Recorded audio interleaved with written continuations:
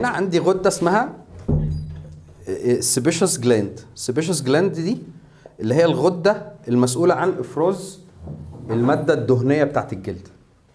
تمام؟ يعني الدهون اللي في الجلد اللي بيفرزها مين؟ حاجه اسمها الغده، ودي اللي بالمناسبه لو حصل فيها مشاكل بيطلع حبوب شباب. تمام؟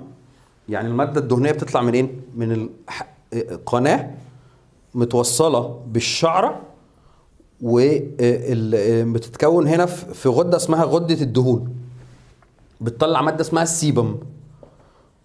يعني هتلاقي في منتجات كده ايه كتير مكتوب عليها كلمه سيبم، دي بتاعت حبوب الشباب، هتلاقي مكتوب عليهم كلمه سيبم. سيبم ده عباره عن ايه؟